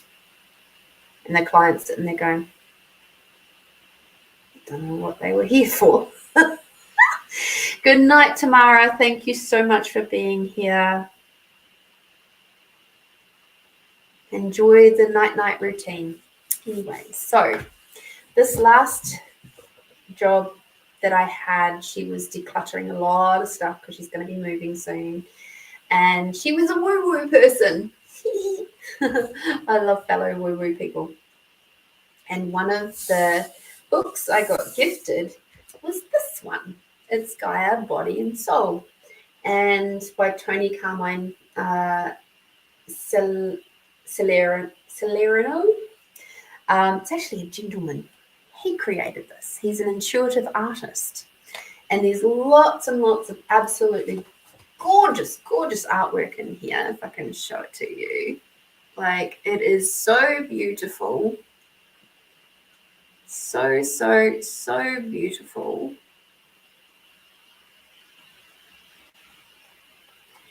And one of the things that just made me go, caught my breath, was this. And I'm like, whoa, amazing, absolutely amazing.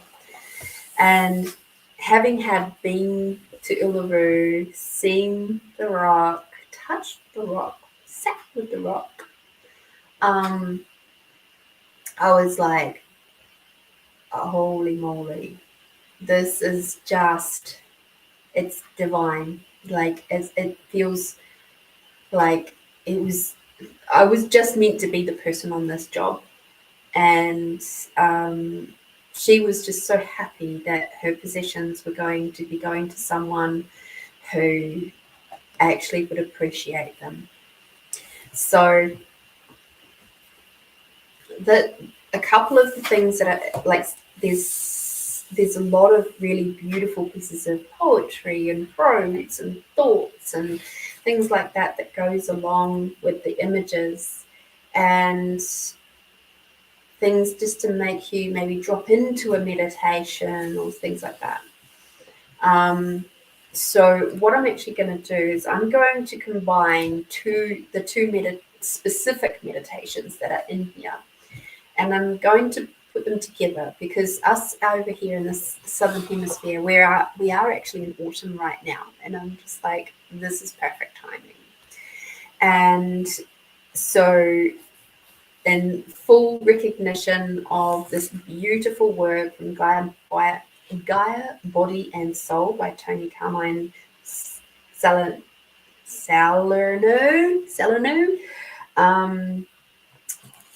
He actually did the best-selling author of The Angels, Gods, and Goddesses Oracle. I don't have that one.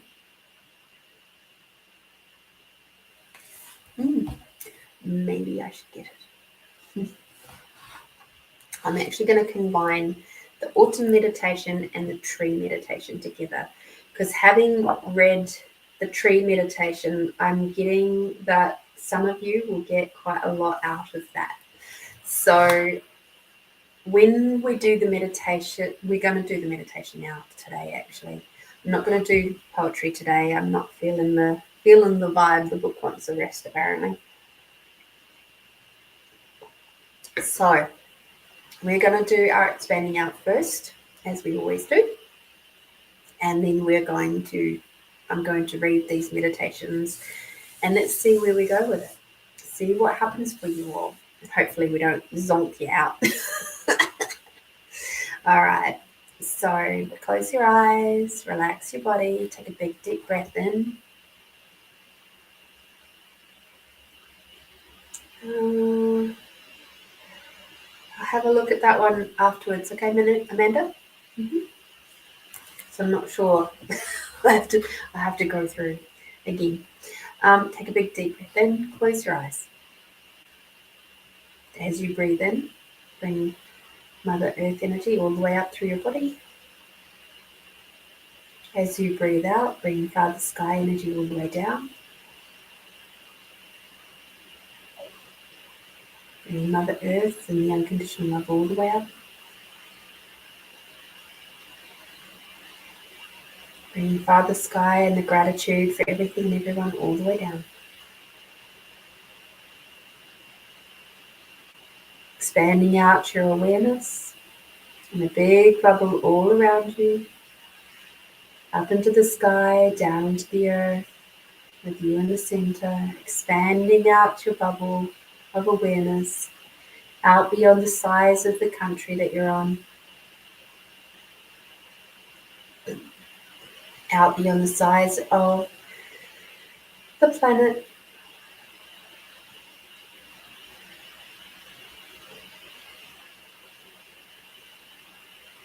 Expanding out your awareness out beyond the size of the solar system. Expanding out your awareness out beyond the size of the galaxies.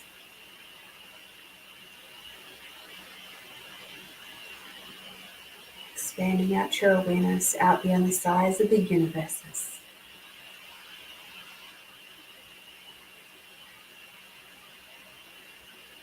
Taking a big deep breath in. All the way down to the bottom of your toes, and then expanding out and then just breathing out. Tuning in with your body once more. But keeping your awareness nice and expanded out. Grab your sense of allowance and expand that out. In a big bubble up into the sky, down into the earth, expanding out your allowance. Remembering that expanding out your allowance takes you from being that tight, contracted little pebble at the bottom of the raging river of everybody else's thoughts, feelings, and emotions. And it creates a space where you can be beyond that and just be the nice, big, fluffy white cloud floating over and observing that river of everybody else's thoughts, feelings, and emotions. and see it for exactly what it is. It's just energy, and you absolutely have the choice as to whether you play with that, contribute to it, respond to it, react to it, or just move on. Expanding out your allowance now beyond the size of the country that you're on. Expanding out beyond the size of the planet, beyond the size of the solar system, beyond the size of the galaxies, beyond the size of the universes, and expanding out your allowance beyond your awareness. Taking a big deep breath in, and just noticing that your body has relaxed once again.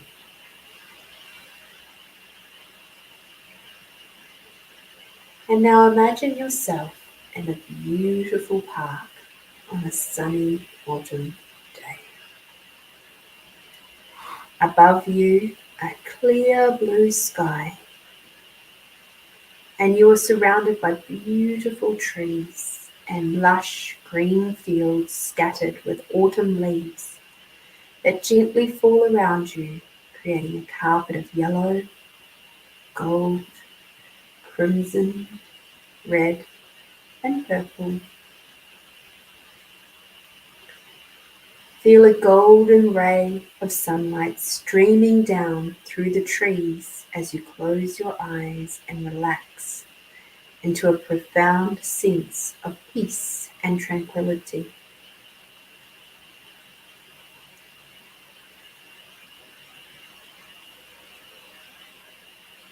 Feel the earth beneath you. Feel Gaia's heartbeat, her warmth, strength, and love. Aware of her ancient and timeless wisdom, each breath you breathe fills you with light, and unconditional love surrounds you.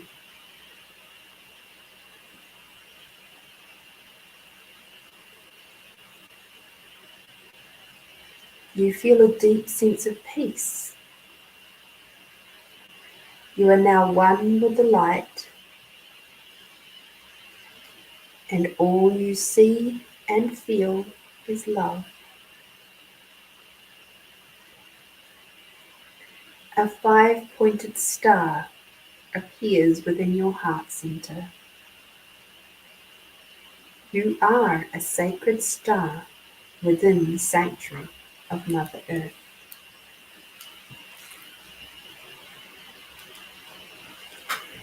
And now imagine that your forest has become a magic forest. And you are now walking along a path on a cool, still evening. All around you is glowing with moonlight.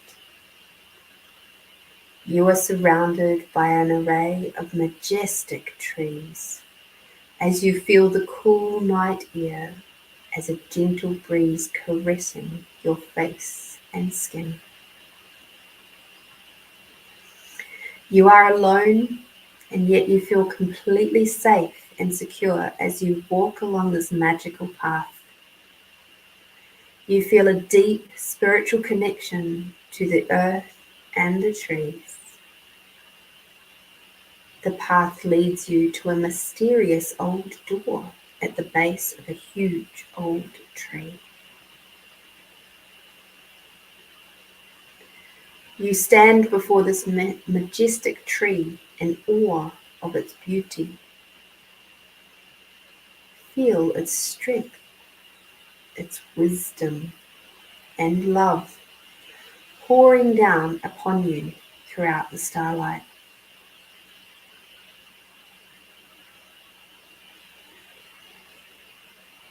You place your hand on the door and ask for permission to enter. It is granted. You open the door and step inside. The room is glowing. A deep green and violet light fills the room, and you feel these colors heal you. Feel the green and the violet light heal and transmute all past hurts and fears, all your secret fears, doubts, jealousy, repressed anger, sadness, and regret energetically detach from you and ignite sparks consumed by violet light and healed by the deep green light.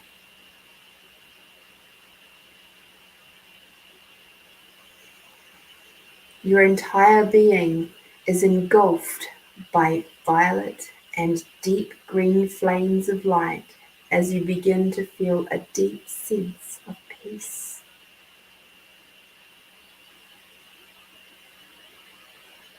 Feeling lighter and brighter, feeling renewed physically, emotionally, and spiritually, as though an invisible weight has been removed. You now realize that this sacred tree is your higher self.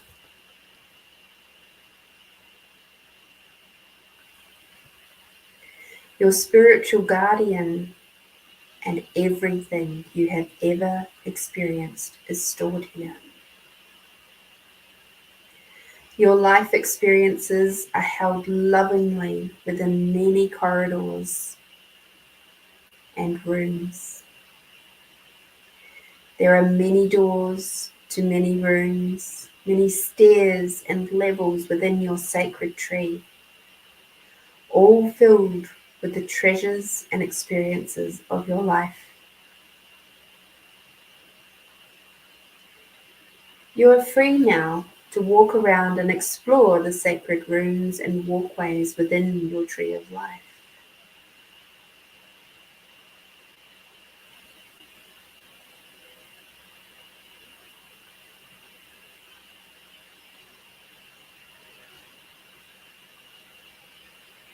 Ask your higher self now to show you something that would be of help to you at this point of your life.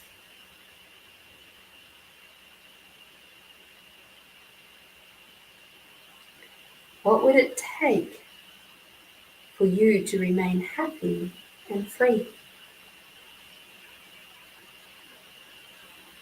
Ask to be shown a particular room that would be of help or an inspiration to you.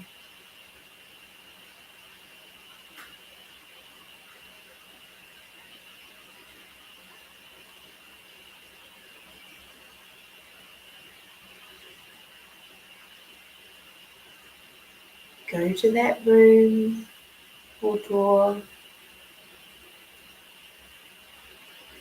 and see what it has to show you.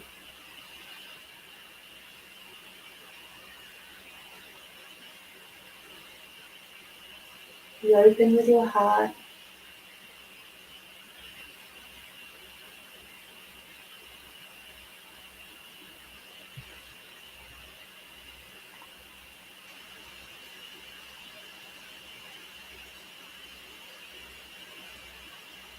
Allow that to play out. Super quick time in front of you so you can see exactly what you require to see. You may slow down very quickly. You can see the exact moment that is the answer to your question, the point of inspiration for you moving forward.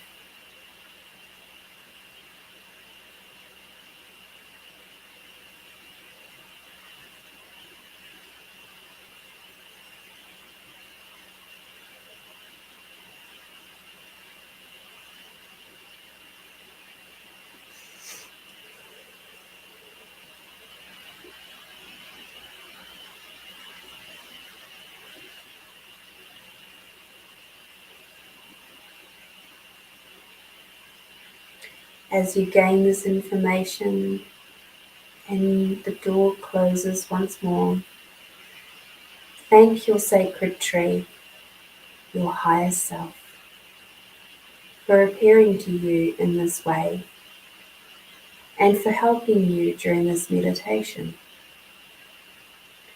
Know that you may return here any time you like.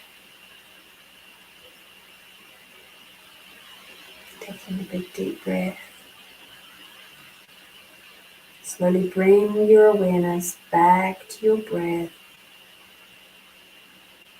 Become aware of your physical body.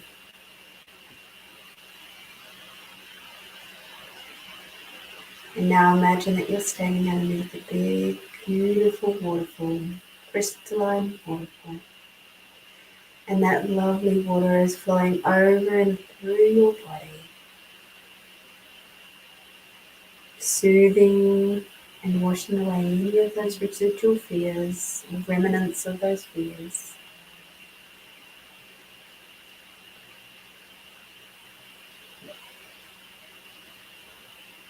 And now stepping out onto the big warm river rock. Feel the warmth of Mother Earth underneath your feet. Take a big deep breath in.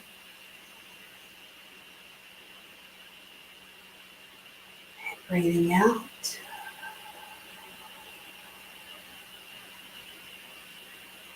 Breathing in, bringing Mother Earth energy all the way up.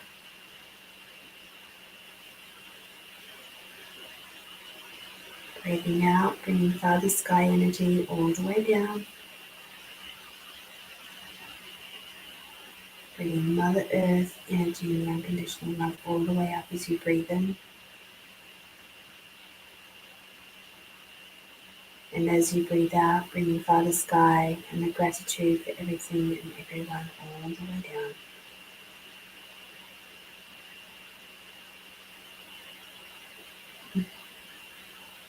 And if your big tree is still near you, please go up to it and give it a big hug.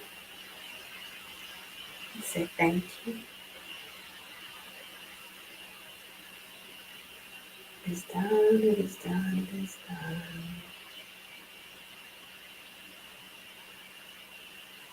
And just remember, you can, at any time, access your tree.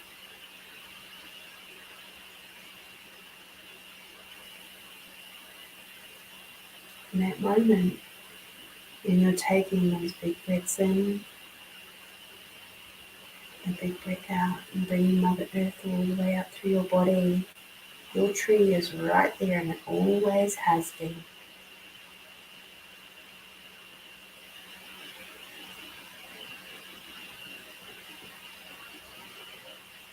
When you're ready, open your eyes.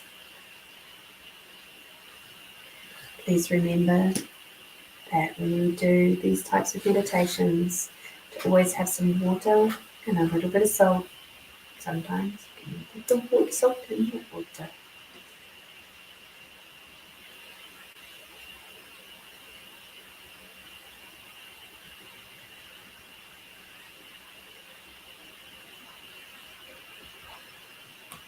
Mm-hmm.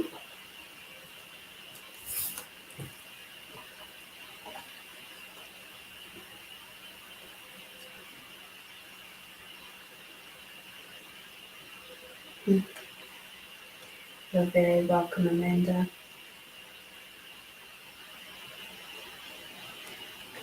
The lovely thing is that when we get to do these types of meditations, the information does come through to us very, very quickly.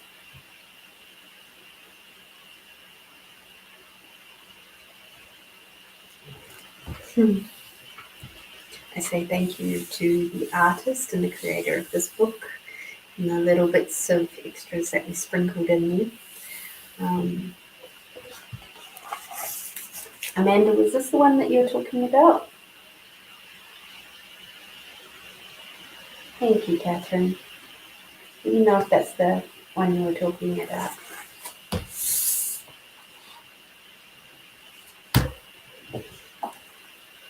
Just having a quick look to see if there's any other moon type ones.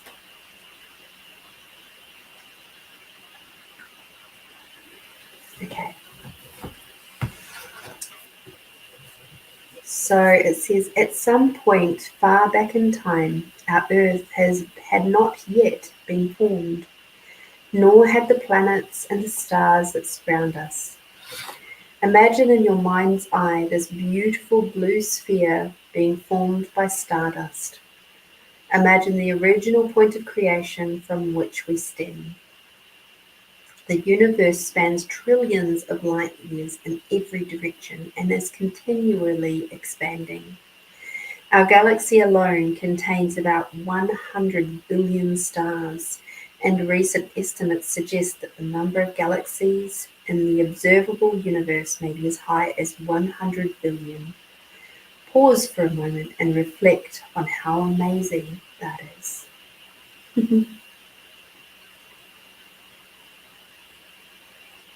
I know that when I have been lucky enough to see the Milky Way properly, I got finally a sense of how big the universe is. And like just our little galaxy, the Milky Way, and it was just like, wow, this is only one little smudge in everything. One little smudge. We are but a speck, and yet we can create so much change across the dimensions. How crazy is that? So many more conversations around this sort of stuff. So don't be surprised if this book comes out to play again. There's lots of really yummy things in here, little points of interest. I did get some absolutely gorgeous, another gorgeous book, not the same as this one, but definitely very, very grateful to have this one in my collection now. So hope you guys enjoyed that, and I look forward to seeing how you all progress over this next week. Be kind and gentle with yourselves. Get out there, do something tasty. There's a reason why I say that every week.